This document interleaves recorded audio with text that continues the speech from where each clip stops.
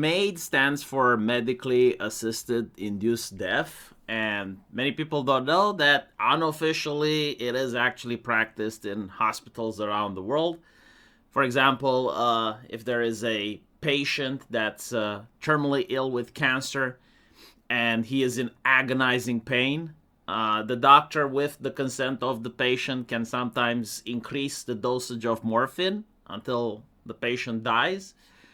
And this is done unofficially.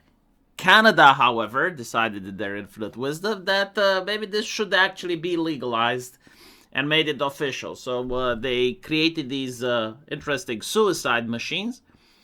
And initially they advertised it to the public that it's painless and that it's going to, be only available for people that are terminally ill, and that there's going to be some conversations before the procedure takes place, and the person is going to be able to set their affairs with their family, and a psychologist is going to arrive to make sure that the person is generally consenting, and it's only going to be for some fringe cases.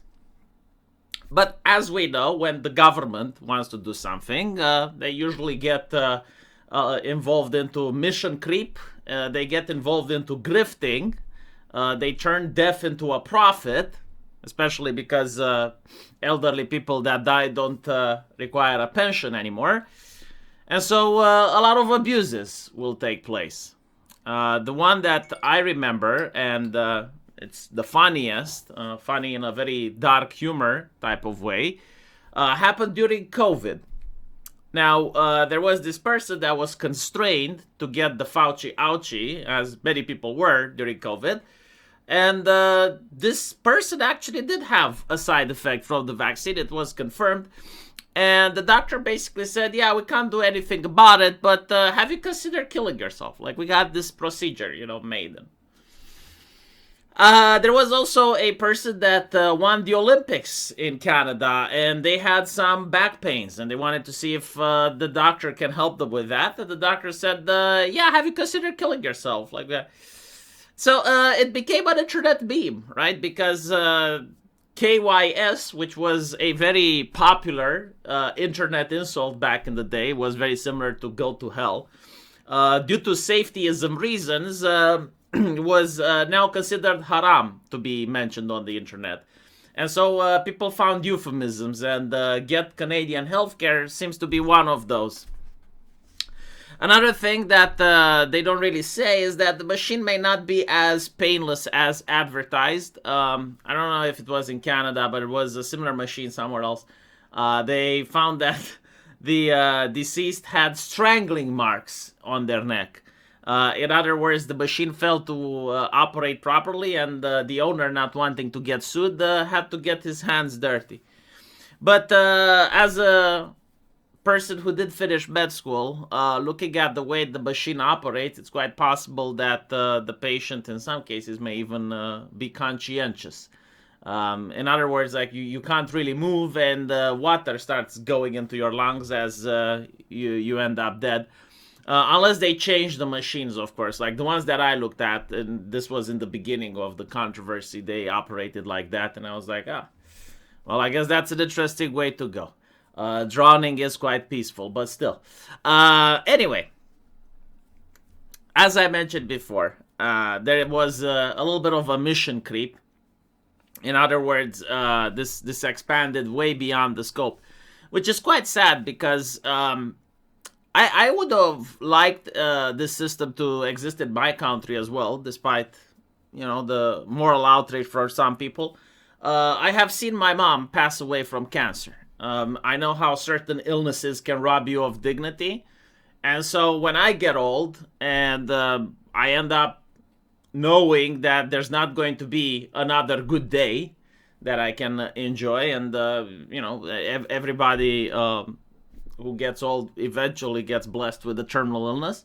If the terminal illness is way too painful, I guess I would like to have a system like MAID from Canada. But the way the Canadians are handling it, it's extremely unlikely that I will have it in my country.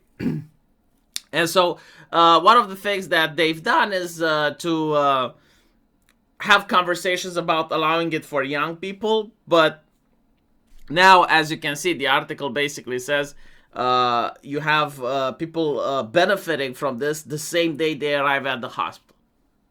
Like, this is insane. And apparently a lady that changed her mind was killed anyway. How do they manage to do that, though? Like, if she changed her mind, doesn't it mean that she struggled?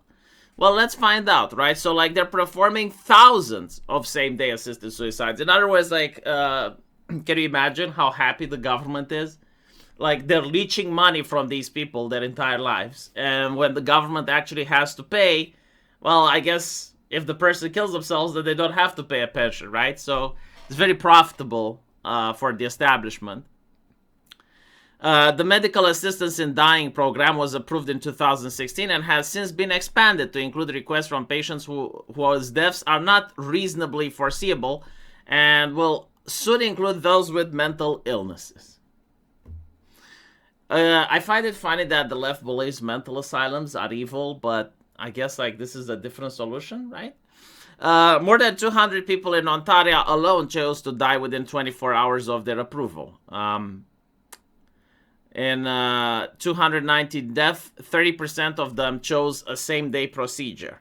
In 2024 alone, across Canada, 16,000 people participated in the assisted suicide. Mrs. B had undergone a coronary artery bypass graft, which led to several medical complications afterwards, including additional surgeries.